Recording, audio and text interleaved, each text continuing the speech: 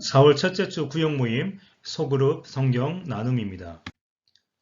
이번 주 나눔 제목은 감람산 기도 누가복음 22장 39절부터 46절까지입니다.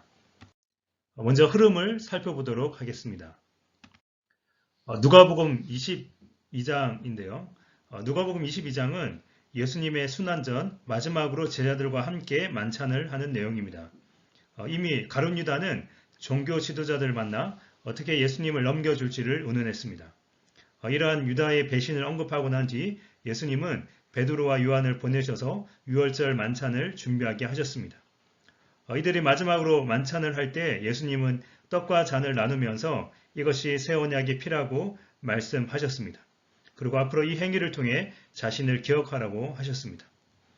그리고 자신을 배반할 제자를 언급하면서 그에게 마지막으로 회개할 기회를 주셨습니다.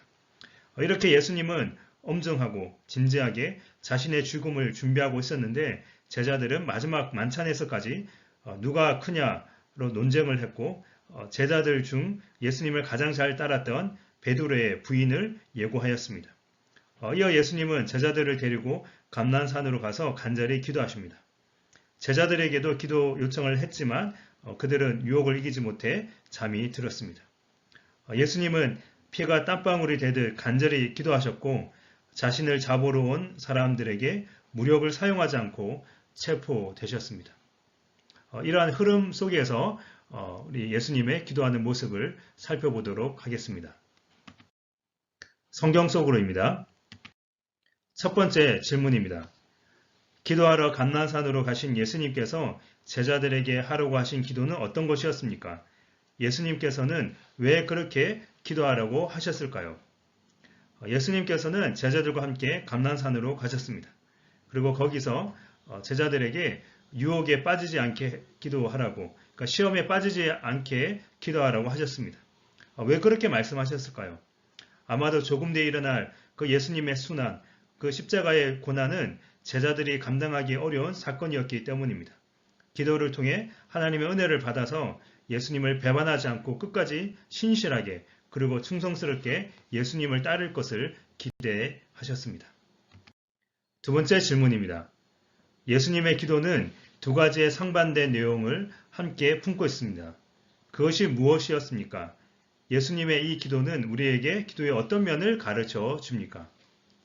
예수님은 십자가의 고난을 앞에 두고 하나님께 두 가지 상반된 기도를 했습니다. 먼저 자신이 마셔야 될 진노의 잔을 거두어 달라고 기도했습니다.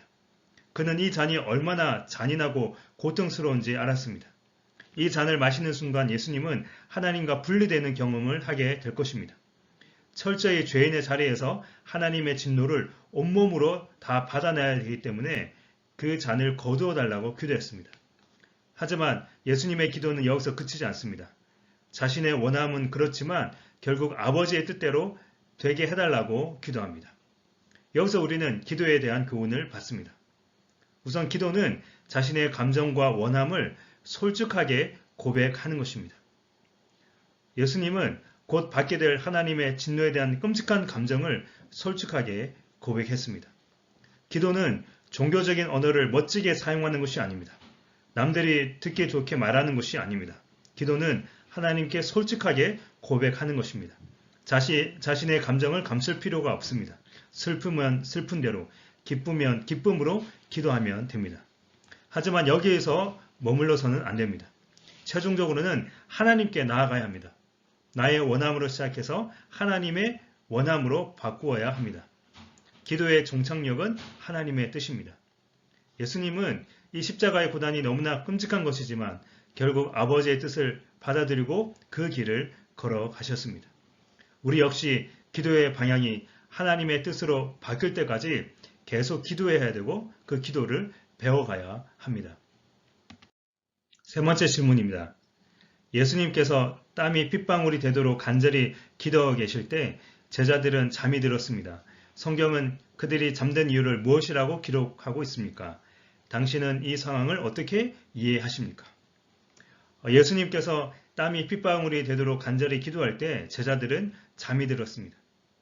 그들은 예수님과 가까이 있었기에 예수님이 어떻게 기도하셨는지 알았을 것입니다. 하지만 기도보다는 잠을 선택했습니다.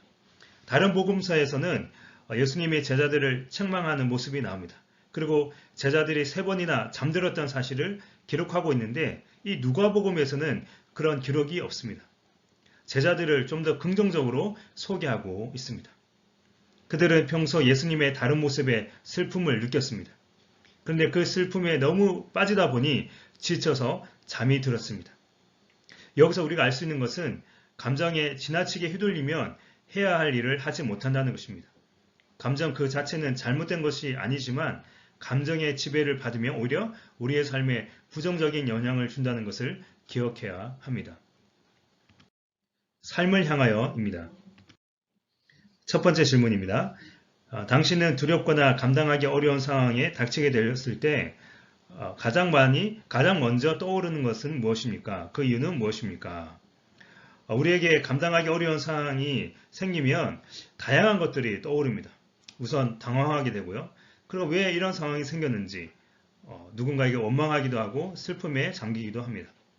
구역원들과 함께 이런 상황에서 가장 먼저 떠오르는 것이 무엇인지 그리고 그 이유가 무엇인지를 함께 나누어 주시길 바랍니다.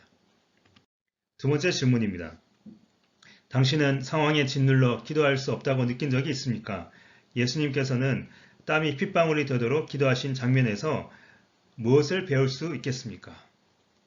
때로는 우리가 감당할 수 없는 힘든 상황이 생기면 기도조차 할 수 없을 때가 있습니다. 누구에게나 그런 일이 한 번쯤 있습니다.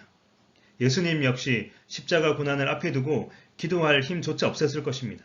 하지만 예수님은 땀이 핏방울이 되도록 간절히 기도하셨습니다. 이러한 예수님의 모습을 통해 기도는 하나님 앞에 드리는 치열한 씨름임을 알게 됩니다. 나의 자아를 죽이고 하나님의 뜻을 구하는 씨름입니다. 기도는 씨름이다 라는 부분을 생각해 보시고 그 이외에 예수님의 기도를 통해 배울 수 있는 점들을 구역원들과 나누어 주시길 바랍니다. 이번 소그룹 나눔을 통해서 예수님처럼 간절한 마음으로 기도함으로 하나님의 뜻을 이루는 성도들이 되시길 바랍니다.